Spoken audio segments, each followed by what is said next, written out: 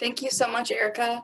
Like you said, my name is Leah Green, and I use she, her pronouns, and I work for the Resource Sharing Project. I work personally on all of our rural projects, which have many of the same lessons that we learned in the SADI and are learning in EU. But I also work on a project that is specifically focused just on the needs of adult survivors of child sexual abuse.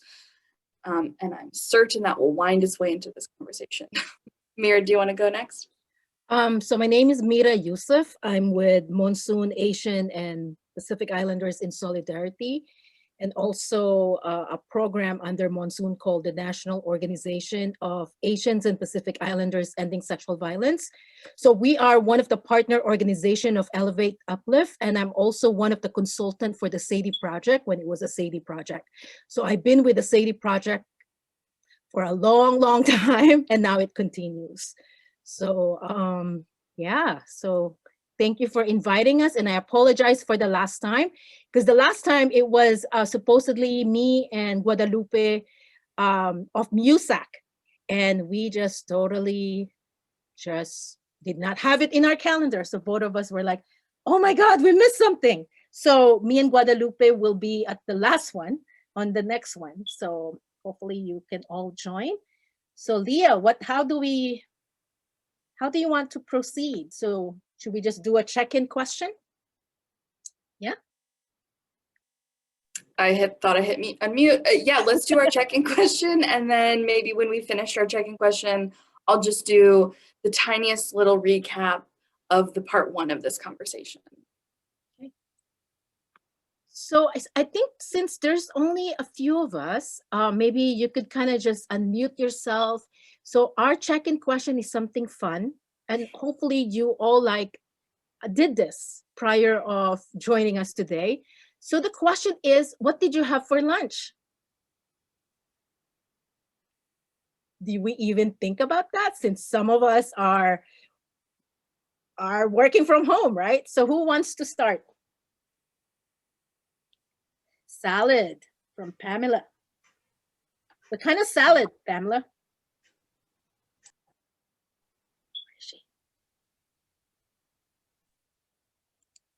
Or you can chat grilled chicken salad, okay? Chicken with quinoa. I could never pronounce that properly. Quinoa, and salad. Okay, lots of salad there. Or you can. Kelly, what did you have?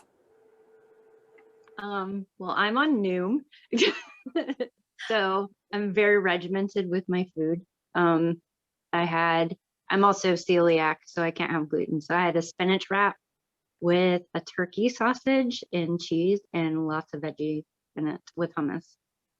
And it was really delicious. It sounds better than my cold pizza hastily eaten in between Zoom meetings. So I'm jealous.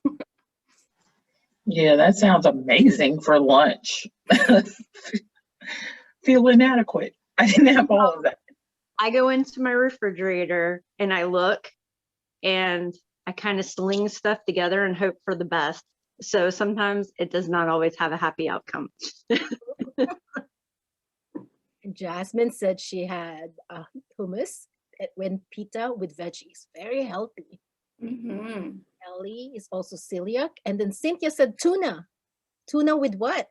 Rice? I will have tuna and rice. Or is it salad? Is it tuna salad? Or is it the fresh tuna? Cajun turkey sandwich with veggies. Yum. Y'all all ate better lunch just They really did. Oh, yes, KFC. Yes. Tuna and crackers. Tuna and crack. Got it. Mm. That's Team Celiac. Okay. And I had an everything bagel with vegan cream cheese. That sounds yummy as well. Mm. Yeah, I'll have to ask you for some vegan cream cheese recommendations because I'm lactose intolerant, and that's still one area I'm trying to find a good replacement. I am trying. I'm working on going vegan. I really am. I'm trying. And so what I did, because I can't find a happy medium in terms of start. So what I did was just the next time I had went to buy groceries, I Mhm. looked for everything I would normally buy, just in a vegan option. Yeah. So I found vegan cream cheese. Mhm. It's actually really good. It's actually really good. Okay. Thank you all.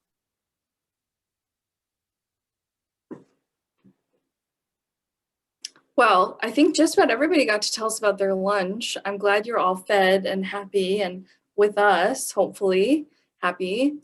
Um, so this is part 2 of a conversation. This is part like maybe 4 of a whole thing, but just to be really confusing, we had part 1 of meaningful services for survivors of sexual violence, which was March 16th.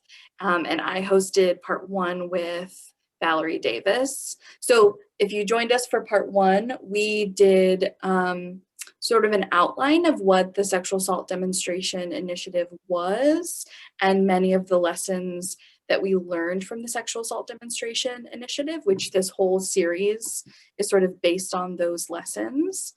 And then we just kind of talked a lot about the guiding principles of advocacy, sort of the foundations of advocacy. So we spent a lot of time talking about what the phrase trauma informed means to us. We talked about the importance of mobile ideas of advocacy. We talked about relevant services for survivors of sexual violence. And we spent some time talking about sort of the empowerment based model. So that's what we spent part 1 talking about. And now here we are in part 2, where Mira and I are going to talk more. We're going to dive even deeper into this, a lot of what we'd set up in part 1, which is talking about what we mean by healing services for survivors of sexual violence. And really more specifically, sort of what those services can look like outside of the criminal legal system. So hopefully that's a pretty good recap of what we're going to talk about. Anything you want to add, Mira? Yeah. So when we're thinking about sexual assault victim services, I think it is crucial that we have to figure out the goal, the overall goal, right? Uh, for us, I think it is important that we center healing, because healing is usually if we think about survivor centered, it is usually that part that sometimes disclose or not disclose, or like about healing. Usually, when we're, especially for culturally specific programming, is they don't come to us right after the crisis, right? It's like maybe 10 years after, 5 years after, and it's all about like they were triggered, and then now they need to figure out what are the ways that I can so-called heal from the trauma that had happened to me 10 years ago, a day ago, a few hours ago. So I think this time, maybe in the part 1, you all talked about the healing part, but now we're gonna dig deeper in what does that look like and what does that mean, right? So the first question that we have is, what do you think survivors of sexual violence need to heal? And maybe even with that is the question of like, what is healing? What do we mean by healing? Yeah, Mira, I feel like that's often the question, like at the crux of the heart of my work, because I feel like for a really long time, we have not, we've conceptualized of advocacy as a way to help survivors navigate the criminal legal system.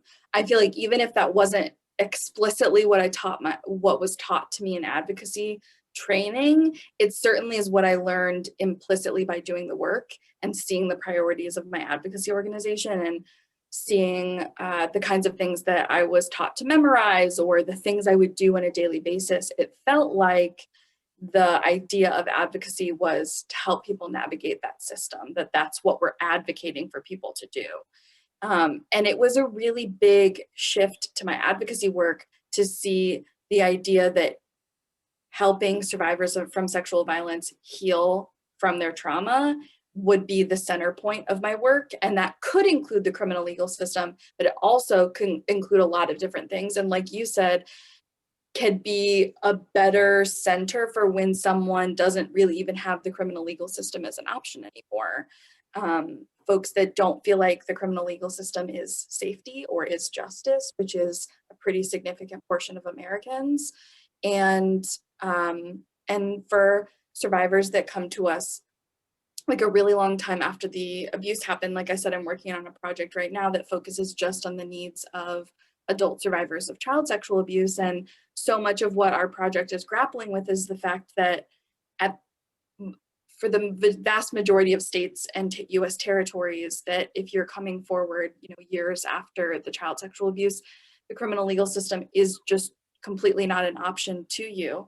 And so how do we embrace what advocacy services can look like when the criminal legal system isn't the thing you're trying to help someone navigate, and instead you're trying to help them heal?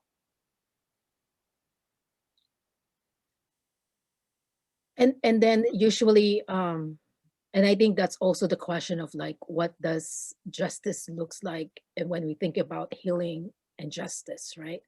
I think sometimes we have to go beyond the criminal justice system, especially if survivors, or it's an incest survivor, so it's a family member who is the harm doer.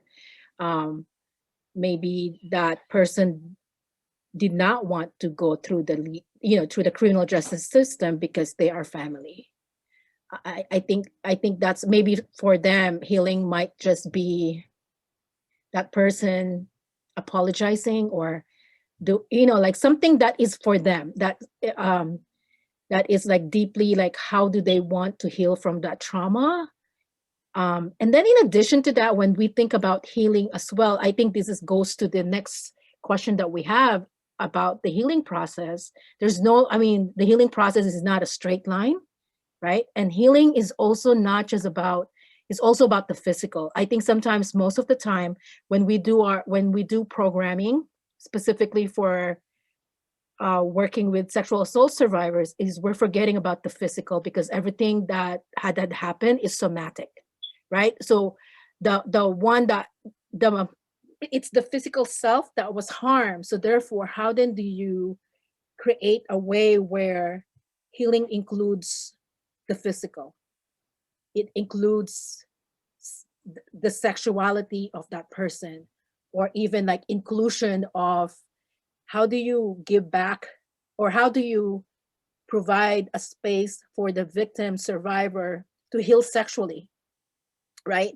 Because that is something that a lot of programming that I've noticed is that they're forgetting that part. It's like, how then do you heal? How do you kind of like give back what that person had lost, especially when it's about pleasure, when it's about sexual pleasure? Because now it's kind of, anything that's about sex might be triggering for that person. So then but then for me, it's also the right for that person to have those sexual pleasure. So then how then they get it back? So there's a lot of different things that healing process will look like. So it could include the physical, the mental, the justice part. But it's really up to the survivor victim in what that looks like. So yeah. Yeah, I mean, I think that the big shift for me, what you just said sort of helped me navigate my thought better, which is like, when we prioritize response to the criminal legal system, like I think we're really prioritizing holding the person that harmed that person accountable. But when we shift to healing as the umbrella that we're going to do all of our services under, we're centering the survivor in that instead of the person that harmed them. And so, if they do want to hold their perpetrator accountable, that is, an option underneath this umbrella of healing. But like you said, there's so many other aspects of like having a restorative justice practice, or navigating what sex and sexuality feels like now, or figuring out how to build community when you've had trust that's been broken so deeply, like all these other sort of factors when you center healing instead of a response to the criminal legal system. I have a question. Mm-hmm. So I like that concept of centering healing for the survivors instead of the advocacy for the criminal justice system. But what if you have a client who comes in and when you try to like glean from them what healing could be, their only response is the criminal justice system. But everything that you've done to advocate for them in the criminal legal system has not gone anywhere, and it's probably not going to go anywhere. So how do you help that client shift, maybe? But you have a person in front of you who, for them, like they're adamant that healing means that person has to go to jail. Oh, And we know that with sexual assault, that's the hardest thing, Erica. To be honest with you, I don't know the answer because I've handled some cases that are like it wasn't going anywhere, but then what they wanted is justice. We've even had just a recent case, but it's more an international one where it's about U.S. military in Okinawa, and then someone who's from the Philippines who's a survivor. That was like she wanted justice. She wanted like to pursue that, but I, I we cannot because there's just so many different factors, right? But then all we can do is like we can just keep on trying to figure out a way until we have the last like so-called criminal justice solution. I think just being with them, what we've also learned in the past is just being with that victim survivor until the end, that we just did everything. And then it's really up to them. It's like, you know what? And then also kind of like telling like, okay, this is our last gasp, basically. It is really up to you right now, but eventually there's really like, this is no longer there's no longer an option. But in reality, that is the most reality of survivors and victims. So it is frustrating. And maybe one thing that we've also have done in the past is inspiring them to be more like basically being more activist in order to change something, right? And we've seen that a lot with different nationally. If you look at the different folks who are getting a lot of, for example, Chanel Miller, who's like the Stanford, like she wrote a book, like she's very like active, right? So for her, that might be her justice. The system might not have worked. The fact that I think how many months, it wasn't justice, but she wrote a book and now that was her healing. Eventually she's like, you know what? This is the healing path that I have. So there are other survivors like that are known that have done and, you know, like did the justice system and can't, and then they became activists. And a lot of us who are doing this work had been through that. That's why we are here, right? So I think we also have to remember like this is a movement, and therefore it is really rooted from the activism of survivors and victims because they couldn't find any justice through the criminal justice system. So, Lee? Yeah, I mean, I really agree with your response, Mira. And I feel like, Erica, it's a really important question because I think the other thing that I feel like I saw so much when I was an advocate and hear so much now that I have relationships with advocates all over the country is that what our country has done for decades is hammer in that the criminal legal system is the only option. So I think for so many survivors, when they walk through a door or they call our phone, the only thing they can imagine is a Law and Order SVU like idea of like moving forward, right?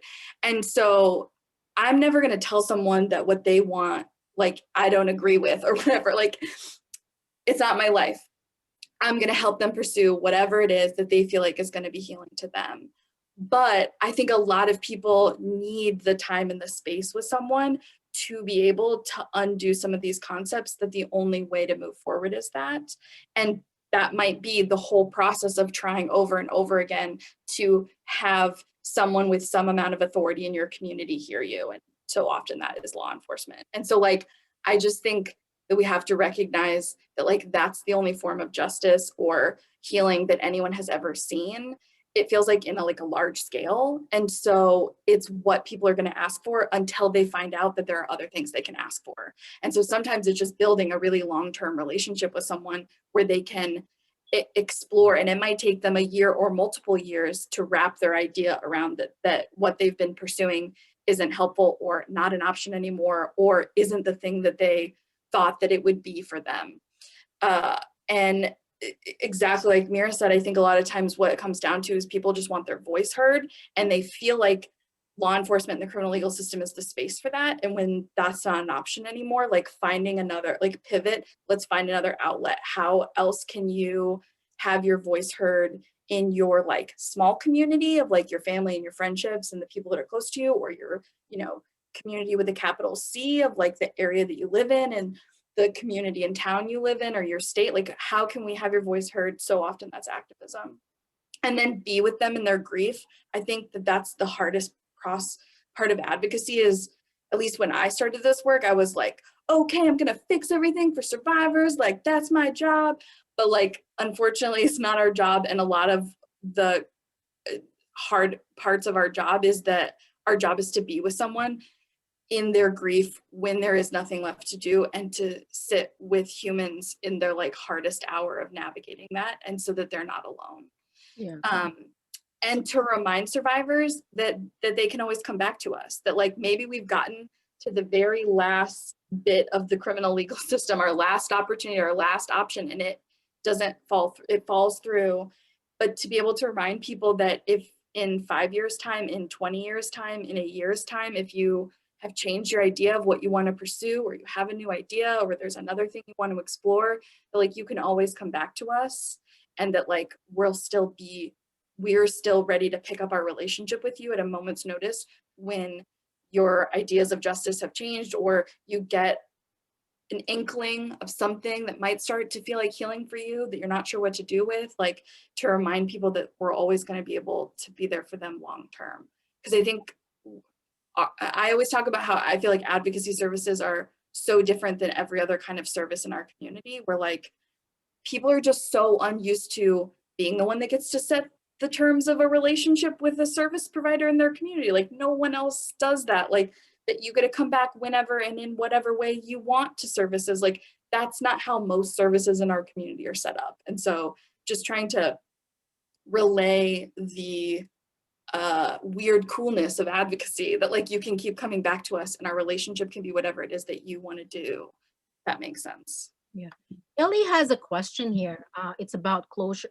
Would it be more like closure instead of justice? Do you think that sometimes survivors confuse the two? How would you address that? I think asking the survivor of what the definition of closure, what is closure for them?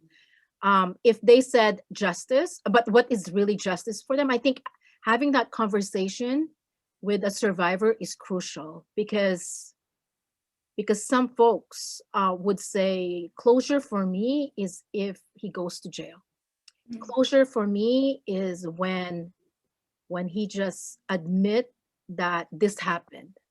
Closure for me is for him to, let's say, to never do it again, right? So I think really just asking, like, what is closure for them? What is justice for? Yes, and for me, that is maybe the justice for them is that closure. But what will that look like for each survivor is will also vary. So yeah, so I agree. And then about long-term advocacy, I totally agree with Leah that there are certain programs I think that it becomes case management instead of just being there for a survivor.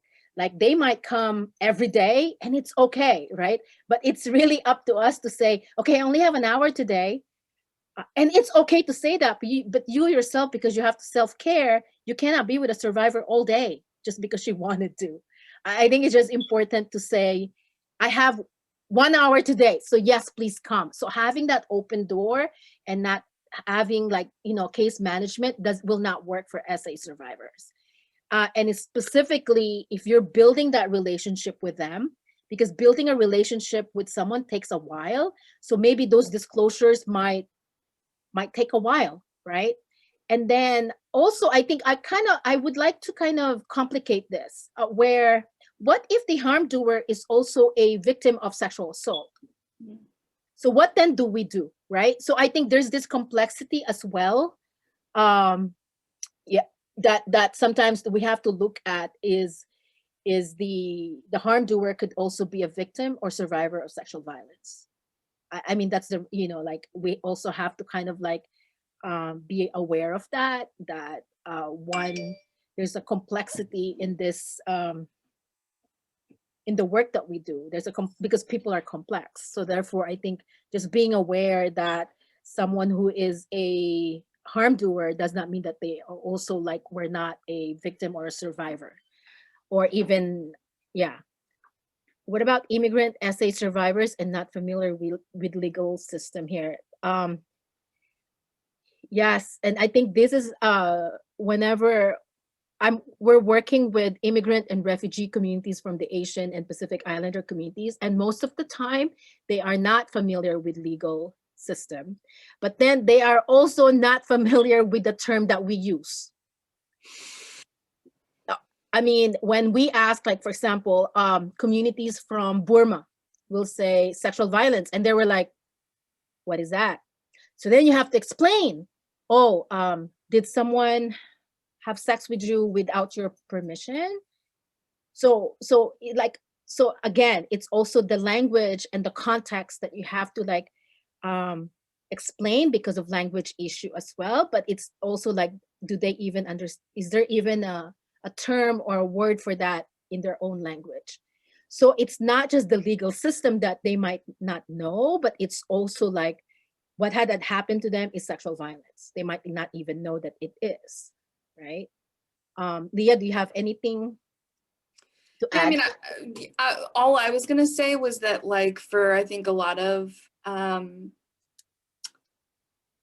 immigrant survivors, if they're pursuing the legal system, it might be because they need a U visa or a T visa, or there's something that's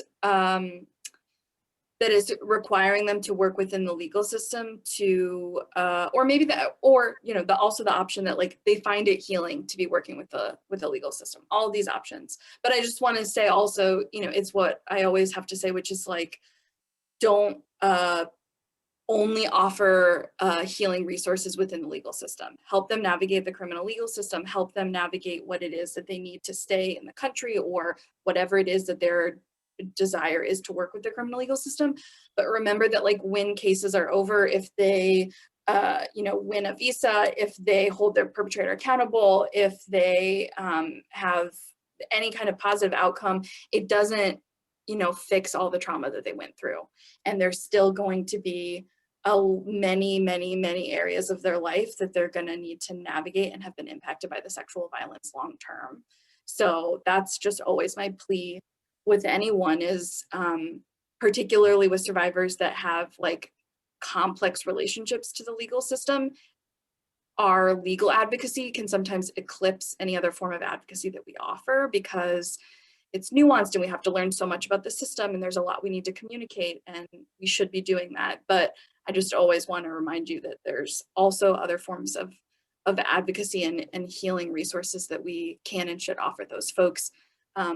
Maybe not all at once as like just throw everything at the survivor, but to remember that when they get through that system, that there's other things we can offer, or along the way, particularly when some of these things take years to come to fruition in the legal system, that there are opportunities that we can offer survivors along the way. And also sometimes a lot of immigrants and refugee community are very not trusting of the legal system at all. They do not want to be part of it. They don't want to deal with it, right? Because they could be either undocumented, or they could either be some issues that like, yeah, they don't understand it. So therefore, like, sometimes that will not be coming from them usually, right? They are afraid to even report to the police. So therefore, I think just like Leah said, it's just having that, like letting them know of, just having that conversation with them. It's like, what do you really want? How do you want it? What had happened to you? How, what are the things that you want to pursue? So there are just certain things that just being curious of where are they coming from, and then how could you be a healing companion, basically. Right? Yeah. Oh, I love that term, Mira, a healing companion. So you're just like, like basically there's a path for healing. So therefore you're just kind of walking along with them. And it's really up to them to make those decisions in how they want to walk or run or jog or maybe bike. I don't know, whatever that they want, right? But um, but the legal system is usually not something that they're like want to be part of. We've had cases where this is more like a sexual harassment at school, at the middle school, where the young woman and her mother came to us and said, we just want for the mother and the young person, they were just like, all I want is for our school to be safe for girls. We don't want to report it. We don't want it to report to the school. We just want those boys to stop harassing the girls. So that's what basically what they wanted. That's what the justice that they want. So we just followed up with the principal, with coaches, because it was like athletes who were harassing these young women. So therefore we just talked to the athlete, and then we created a programming out of that. So we were listening to this young woman to say, this is what I want and this is what my mother wants, right? And then I really love the fact that the mother even said, I don't want these kids who are kids of color to be part of like the justice system that is already unjust for kids of color or for boys of color. So therefore, what I want is the change within that school to be different, to be safe for everyone. So it's like we really listened. So then we just like created a programming that's specifically for youth athletes. So when we really listen to victims and survivors and to our communities, we will find strategies and tactics that is already deeply embedded in those communities. So then we don't have to recreate anything, right? And it's really community rooted. Yeah. So, my God, I have question. Another one. Linguistics are. No, we don't consult with anthropologists. We don't have that kind of like kind of expertise. But I think having like cultural insiders, community insiders are crucial, because for me those are the real authentic anthropologists. We don't need no Western educated anthropologists. We need folks from the community who will understand that. It's like, this is how you will say it, right? So yes, it is important that I think one of the best thing is getting to know your community of who is around, who are they, getting building relationship with them, because you will have those great conversations. So if you need someone who is a cultural insider, right, a community anthropologist, they have to like definitely can help out, and they will like let you know, right? Leah? Yeah, I'm on board. Yeah, I 100% agree, Mira. I don't have anything to add. You said it perfectly. And Kelly, we're glad to have an anthropologist on the call. And we have one of the last in this series talks about how to engage multicultural communities in this conversation, so that you can learn how to make those connections and identify the communities in your area that can likely help break down some of the translations and the language barrier. Language barrier, also keep in mind that if you are an NCCAS member, you have access to the language line. Shameless plug. Okay, go on.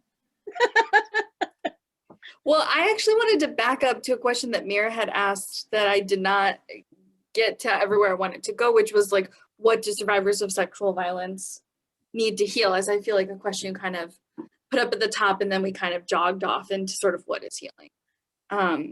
But already we've named many, but I think that some of the answers that I go to over and over again are that I feel like come up for me, or things that survivors often find healing or are often asking for, is supportive community, is how to build relationships with people. Like I said, I'm working on a project with where we're exploring the needs of adult survivors of child sexual abuse. And so much of what adult survivors of child sexual abuse are asking for is like how to build supportive community. Because when you have been harmed in childhood in such an intimate way, it affects your ability to set boundaries in adulthood, to like know what a normal trusting adult relationship with another person looks like, how to identify who's a safe person to build community with. Like there's just a lot wrapped up in like interpersonal relationship in your life in adulthood when you experienced child sexual abuse, and also all kinds of versions of sexual violence, because we know that sexual violence was, is used to isolate us and to separate us. And so a lot of, I think, what survivors find healing or beneficial is to build community, and to build community in like formal ways like support groups, but also just like to build community in like really informal ways of like creating new friendships or meeting new people in the community, or practicing some like interpersonal communication skills with their advocate of like how to build appropriate relationships, and just to get to practice being in a relationship with another human being like with their advocate. And that's one that I think we don't prioritize very much in conversation, which is why I wanted to bring it up. And because it's hard when we feel the drive to only create things that can reflect well in the numbers we're required to give funders, and sort of like seeing two survivors you're working with like want community, and then like telling them they should go on a friend date together and like give them a friendship, and like that's not something it's easy to put on a report form, but is maybe actually one of the more helpful things that you could do for survivors. Yeah, obviously with consent and with like maybe some forms filled out, but you know what I mean. What are some things that come to mind for you, Mira, or do you have thoughts about what I said? Support groups. I think for culturally specific programs, I think we don't use support groups because that is not something that is, you know, we've used that in the past. It doesn't work for us because they were like, what do you mean? What is that? Right. Also, so what we've done is we create spaces to,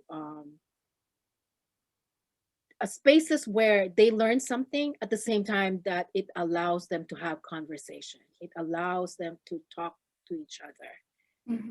But it is something that they can do tangible, like a tangible. Mm-hmm. Like, so for example, we have done sewing program where women survivors had basically learned how to sew, but then so they build sisterhood, they build siblinghood with each other, and then they start talking. Then they start sharing experiences, right? We've also have done like weaving programming where again it's about just creating safe spaces for them to disclose or not to disclose. I think when we're thinking about support group, what I'm kind of sometimes sometimes really careful about it, because what if someone is a victim of sexual violence but do not want to disclose, but want to be in company with others who have the same kind of experiences, but without sharing their trauma, right? Because I think when we think about support groups, there's this kind of, it seems like there's a pressure to disclose, to share the hurt, right? Because it seems like that's the only way that you can unhurt yourself or unharm yourself, when in reality, maybe just silence might be like not even disclosing, but just sitting there with it, and then being in community with others who maybe had the same experiences is sometimes healing for them. So for us, I think we need to create safe spaces to just to disclose or not to disclose, and just a way to maybe even just like I remember with the Sadie project with the New York Asian Women's Center, and now called Womankind, is they just did like they had an acupuncture clinic, they did qigong, they did like different um traditional Asian healing practices, but there was no like discussion about disclosures yet. And maybe they will then talk about it later for like social, like maybe an educational part of it. But other than that, they created a way where they could just like create those different healing practices and safe spaces to disclose or not to disclose. I love that. I'm gonna get a headache nodding so much over here. I agree. I mean, I think like make support groups fun, like lead a cooking class or go hiking together or learn a musical instrument, because those are all things we know are healing, and we know that being in community with others is healing. So put them together instead of this, once again, this like cultural idea we have as a country of like a support group is sort of the AA model we've seen on like TV or movies, which probably is not even how actual AA really looks, just from what I know of the world. And like sitting around in a room just sort of staring each other your eye and just saying all the worst things that have ever happened to us, like that's not very appealing to most people. So like make it fun and offer those opportunities to build community. Oh, I have a story to Yeah. share. So we were working with Napisev was working with an organization in the Marianas Islands, so in Saipan. So we were working with this organization that's like it's just starting. So the person who started it was like, oh, I need an office. So then, I could have, a counseling space with the victim or survivor of sexual violence. But then, we don't have enough money for a space. And we were like looking at her like, you got the beach. You got the ocean right there. Go walk. Go enjoy the ocean, go walk, and then talk if needed, right?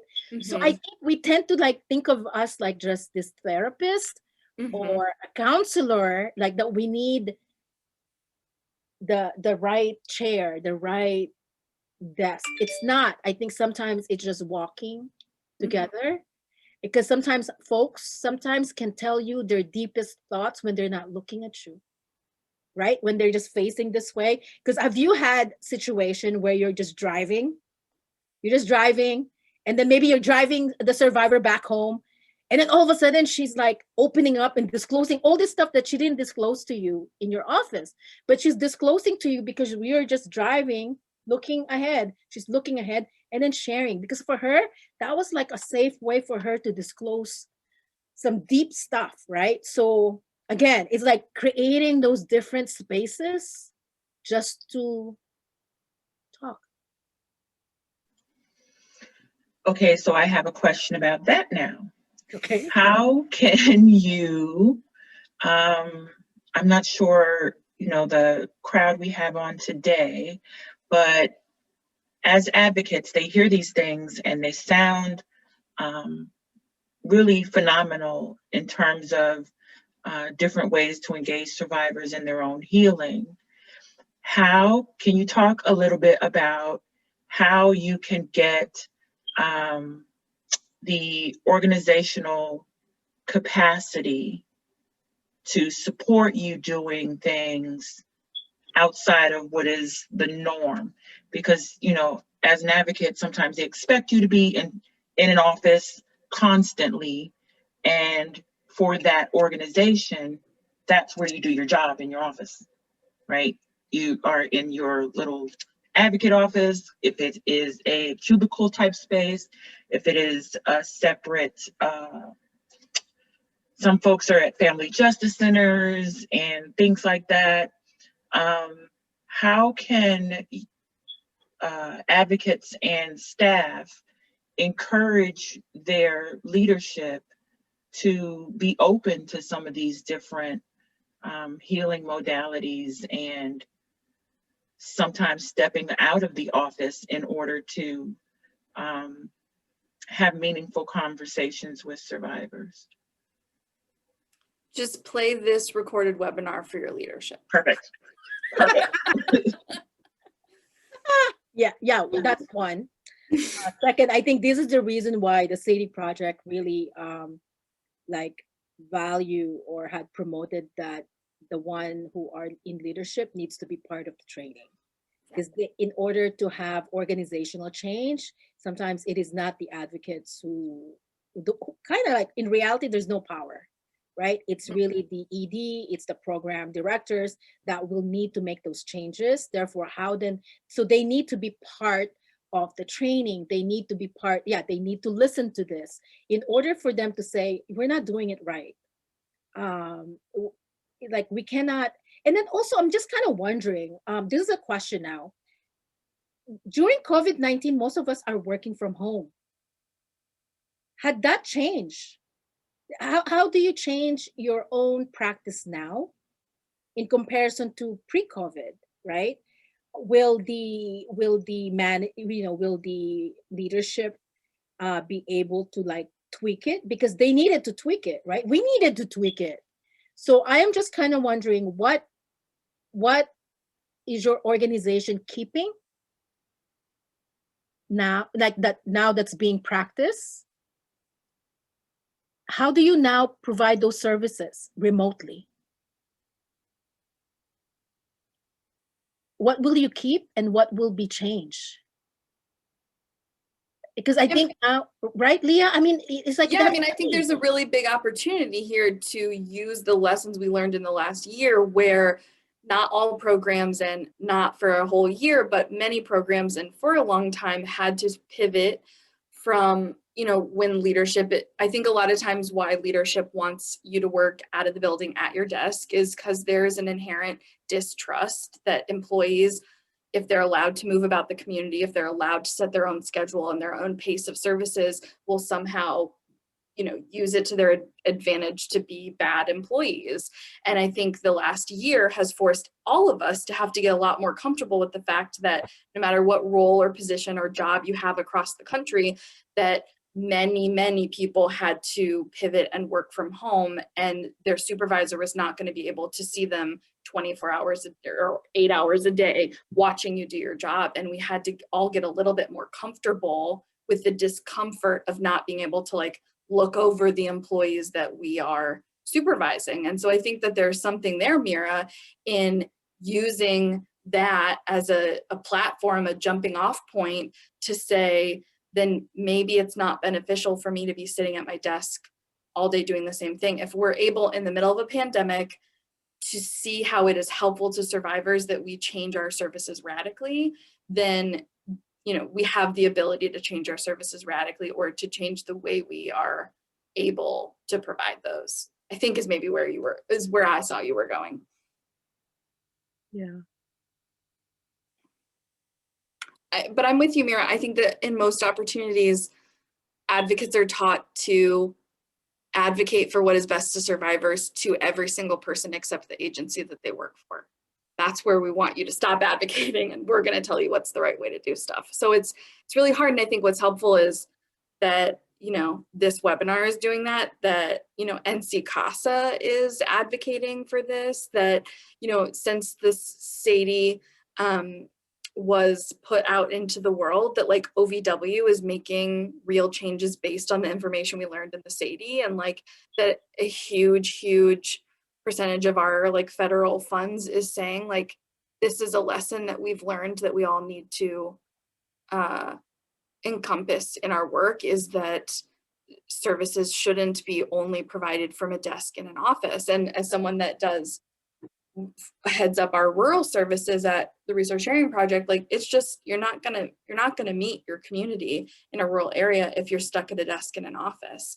And I think your example of the program that you were talking about in Saipan is that, you know, we often, I think, are taught to replicate these ideas of what we see in media as professional, when like we have a way cooler option in front of us. Like I think that all the time about rural communities is, yes, there's so much to lament about the lack of resources and funding and small staffs and large service areas, but what we've got going for us is like incredibly beautiful landscapes and so much like nature in the world that we can easily incorporate into our services, and a community that really cares about our services and who we are and knows who we are because we're maybe one of the only service providers in 100 miles.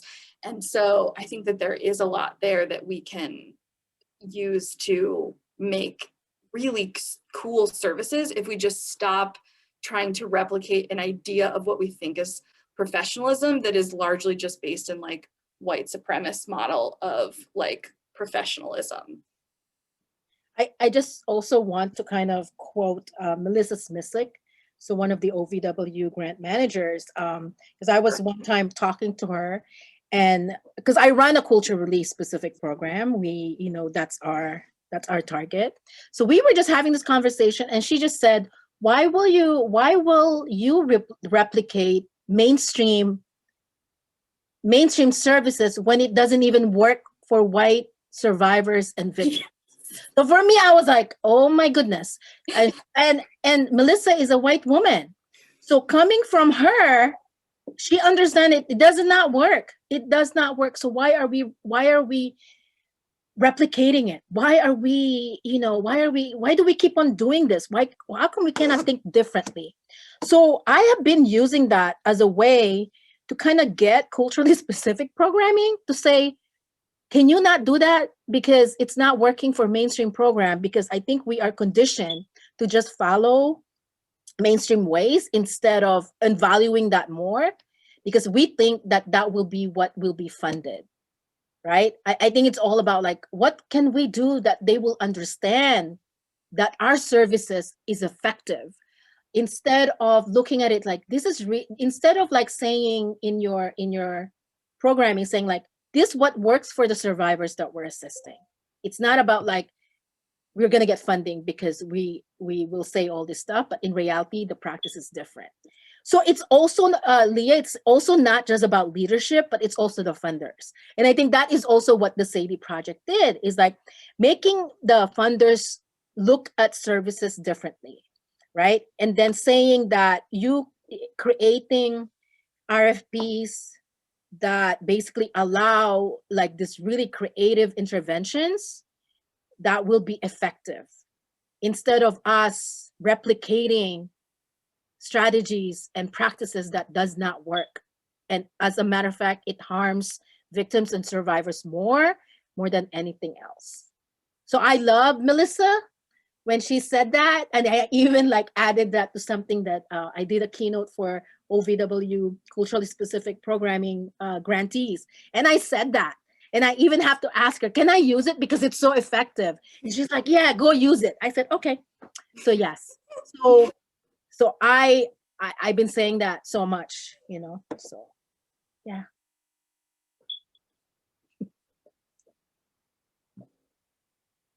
Leah, do you have anything, or should we move on to the next? Because we have so many other questions. Yeah, let's move on to another question. Why don't we do, what are your challenges in meeting the needs of victim survivors of sexual violence? And what did you do to overcome these challenges?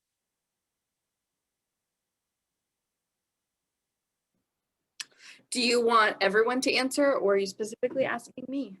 I think let's have other folks answer that. Yeah.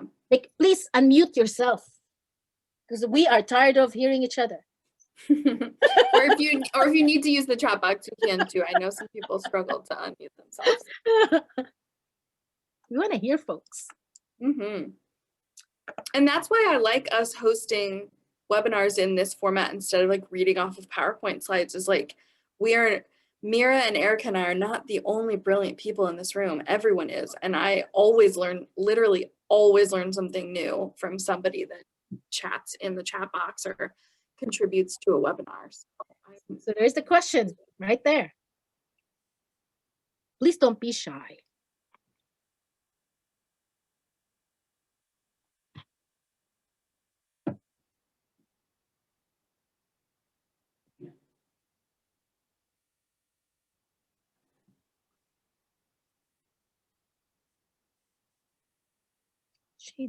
Can you explain more about chain of command?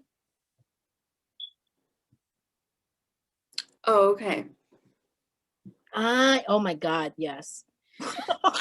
It's the hardest. What did you do to overcome the challenges, Pamela? Hmm. I need tips, especially with military.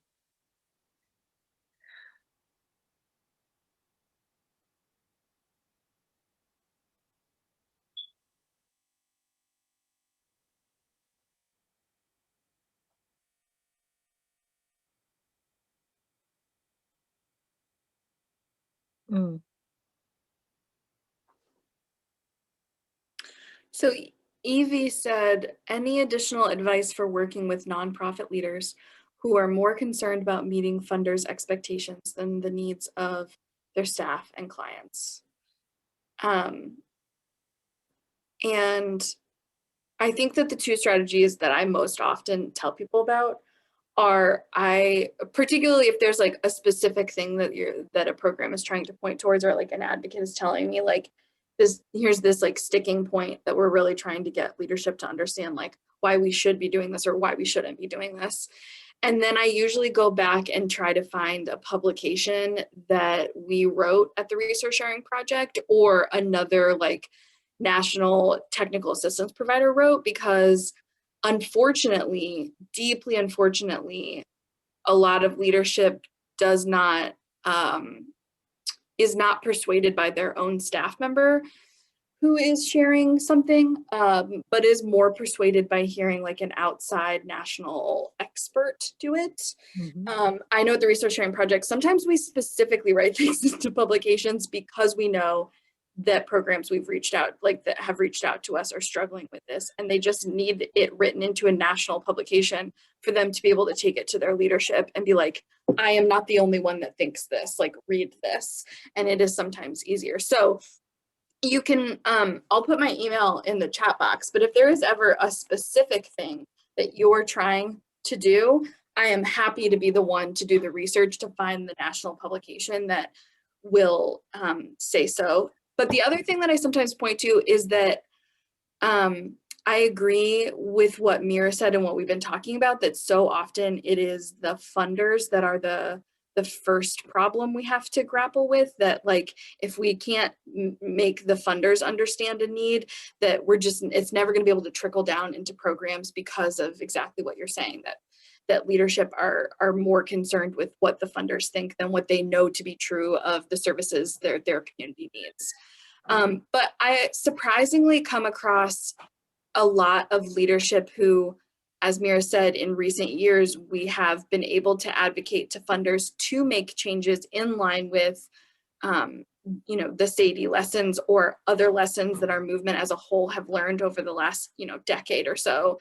And surprisingly, I think just a surprising number of leadership are just, I think, so kind of entrenched in what they saw as the model of what their funders would push back against or were expecting of them, that sometimes leadership needs to like literally be told that funders no longer believe that or need that of them.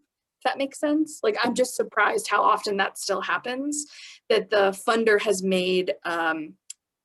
made progress in undoing a belief system or changing a report form, and the a lot of times executive director that's worked there for 40 years and has a lot of vicarious trauma about the way that the system has worked for a really long time, has not undone their own thought process. So sometimes it's reaching out to the funder and saying, like, is this really a thing you believe? Or is this really a thing that's a problem for you? Or is this really the most recent version of the report form? Or things like that.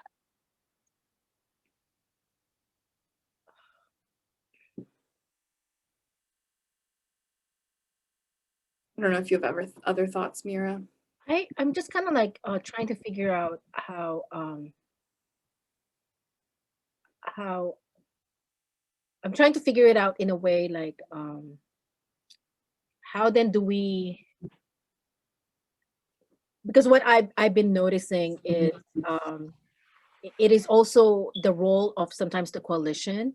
Like if you have a really strong coalition like NC Casa, who will be able to provide guidance also to that nonprofit leader who is like working with victim services. I think those are crucial connections as well. saying like, you know what, maybe your staff administrators does have a different way of looking at the expectations now, right? Because I think even especially with staff administrators, with even like the feds, both OVC and OVW have a different way of looking victim services now. I think there's this push of looking at innovative work more than like looking at the past. And then I think for me, the role of coalition is crucial. So I just want to highlight that. Mm. The partnership between funders and coalition is crucial in making sure that any organization leadership have that access to the expertise of the coalition in order to get guidance in how to, to discuss, like, are those real expectations? Questioning like, is this really community centered or survivor centered? I think partnership with coalitions are important. Yeah. And part of the technical assistance that we can, as a coalition, provide is helping you to reimagine some of the things that are listed that funders are requiring. So if you are required to meet certain numbers of hospital accompaniment and things of that nature, doctor's appointments count as well, right? So getting with us and having maybe conversations with your leadership in terms of working to reimagine the things that they're already requiring, and then helping to write into future grants some of the things that you all are trying to implement. I also want to add, it's like Evie kind of also here mentioned about trauma that EDs might face themselves. I think, Leah, you said that. But also organizational trauma is real. Whenever an organization is trying to make changes, that there's a lot of trauma in those transition, right? So I think just being aware that the trauma, that it's not just ED or it's not just staff, but it's the overall organization that will basically be holding those traumas. So knowing that we ourselves, in addition to our organization, needs that healing as well. Because we all have the same goal, and that is like for victims and survivors, right? How can we better assist our communities? I think that is crucial. Leah, you want to show something? Yes. Here's a great book you might want. It's called Organizational Trauma and Healing by Pat Vivian and Shayna Horman. I can type it into the chat box. But I think it's really helpful. And when I first left direct service advocacy work, I'd worked for 3 different organizations around the state of Iowa. And when I came to do coalition and national TA provider work, it was, I don't know, it was just kind of mind-blowing to me reading this book and just seeing all the nonprofits I'd ever worked for, like, just written into these pages. And I think that there's this just kind of, I think we all know those EDs that exist in the world that, like, just their answer to every question is no. And I think so many of them started out as excited and hopeful for advocacy as all of us are, or as all of us used to be. Who knows, maybe we're not there anymore, but I just think, like, years and decades of getting hopeful, getting excited, trying new things, and then them failing and getting pushback. And that's just a specific form of difficulty that I think is really hard. And you start to want to say no to everything because saying yes means you're going to be hopeful for something. That's just really difficult. So that's just one form, but there's many different forms of organizational trauma that they kind of outline in this, but this is every organization I've ever worked for, I see in these pages, and I find that kind of mind-blowing.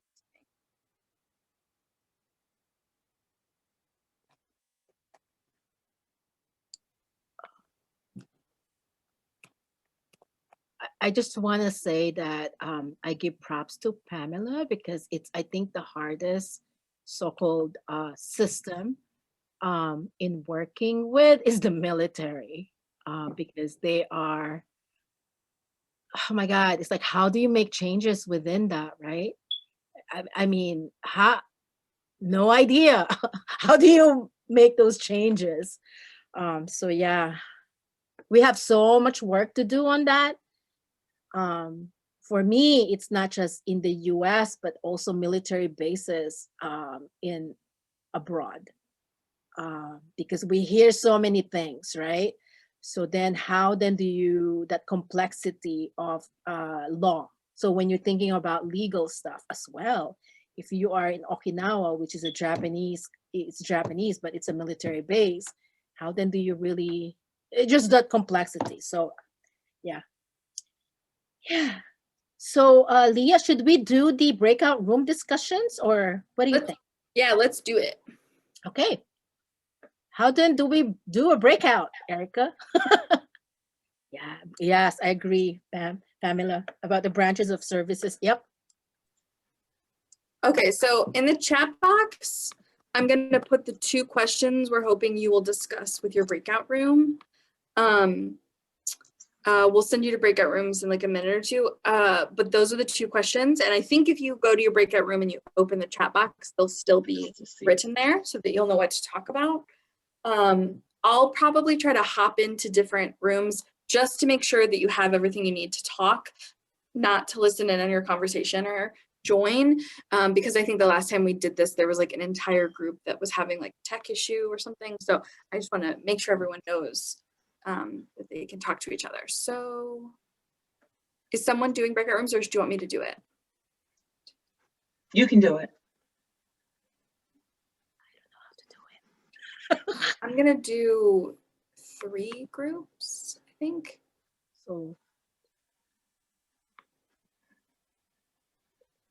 Okay.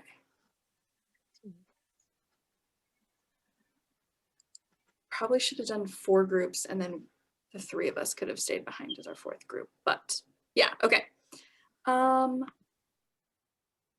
I just invited you all to join your rooms.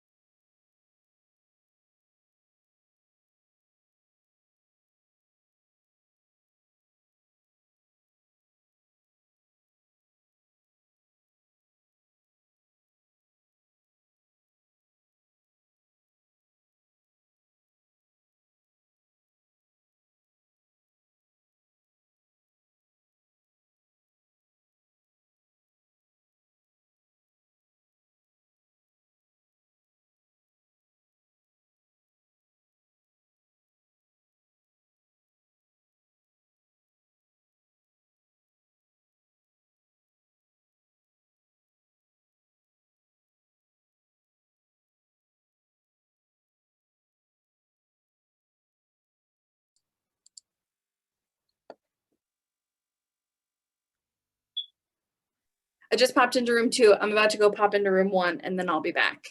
Okay. Were you guys able to get folks situated into room 3? Were they talking and they knew what to do? Okay, great.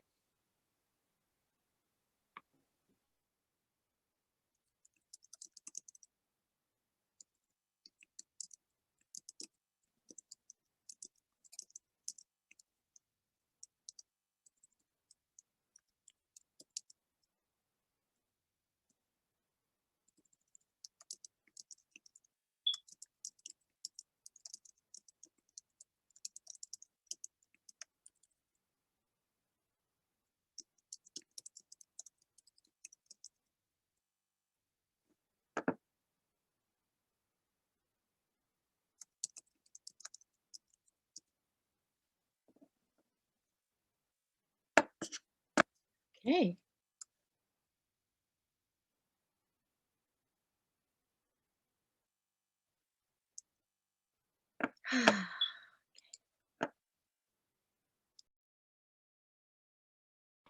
Keep forgetting that it's muting me every time I come back. When do you want to bring them back? You're also muted now. Should we give them until, okay, 2:15 now, so Mhm. give them 10 minutes more? Yeah, I want to give them some time. So yeah. Okay. Okay, good. I'm gonna go get some water and pet a cat, and I'll be back.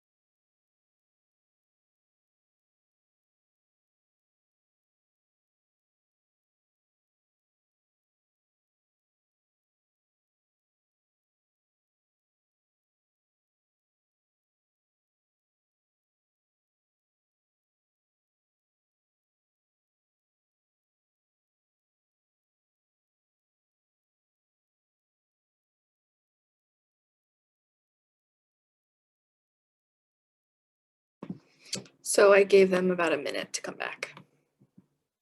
Yep.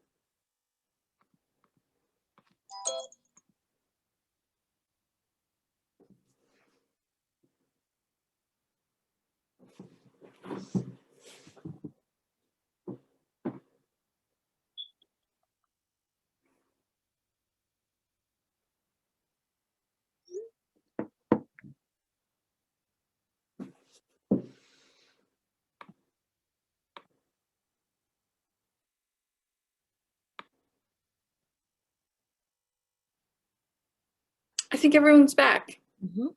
Okay. Took me a minute to figure it out. So the two questions y'all were discussing were, what have you heard today that feels like a shift in how you see advocacy, and what are you excited to bring back to your program or to your individual advocacy practice? Does anybody want to share something that their group talked about?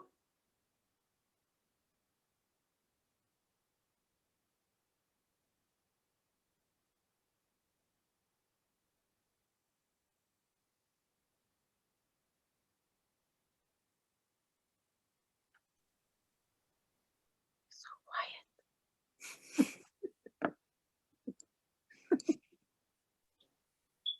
I'll share what my group talked about. So I had Diana and Evie in my group, and we talked about some of the things that they felt were a shift in how they see advocacy. Evie mentioned that seeing the coalition as a collaborative effort in talking to funders and kind of getting out of these silos really kind of opened her eyes up, and she was very thankful for that. For myself, I talked about the different healing modalities was really a powerful shift in thinking about different ways to engage clients and things like support group and things like that. And Diana mentioned about self-care and how important it is for staff to take care of themselves. And so she said that she had already been planning, she had already been talking with her staff just today about self-care and things like that. And so they're planning to do that next month. That's awesome. Thank you, Erica.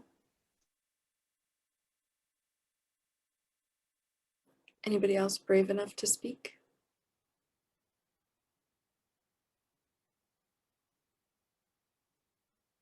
In my group, we talked about how it was good to hear all their options for support groups. Someone brought up they're going to try to incorporate yoga classes for their group. And I think it's very exciting to know, I guess, get permission that we can do other things besides just talk in a circle. And as a facilitator, I think you will like it to do something other than just talk in the circle. It's more fun for you too, just selfishly. Absolutely.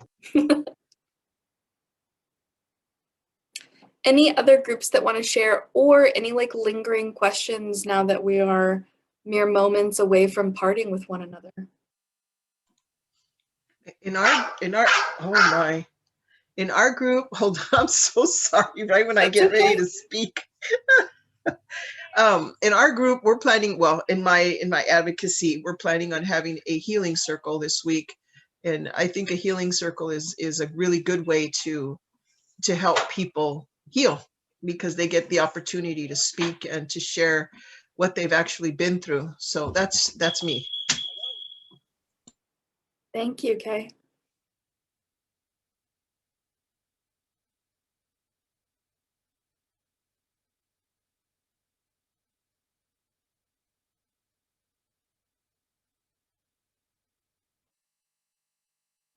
Well, we're just about out of time. I just want to say thank you for letting us join. I'm going to put my email in the chat box one more time if you have any other questions that come up that you want to talk about. Don't hesitate to email me, let me know. This is all I do all day is talk to people and learn more about your program and strategize together about different things. I think of myself as an advocate for advocates, so please don't hesitate to reach out to me. And of course, as always, don't hesitate to reach out to NC CASA.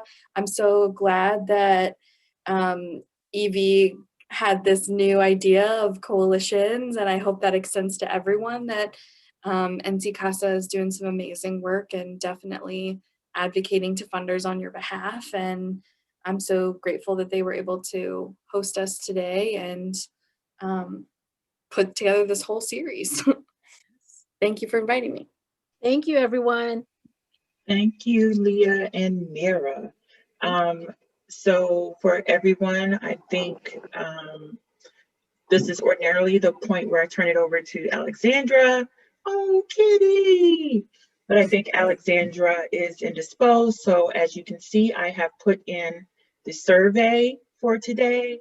It is necessary to complete the survey in order to receive your certificate, and Alexandra will have all that information collected once you complete your survey. I appreciate you all for taking the time to join us today. We will see you back here again in 2 weeks, not next Tuesday, but the Tuesday after that. I think that's the 27th. Mm-hmm. Is it? Yes. Okay. Yes. All right. So I'll see you back here on the 27th, and I will make sure to send out a reminder to everyone. Thanks for joining us, everybody. Thank you. Bye. Thank you. Bye.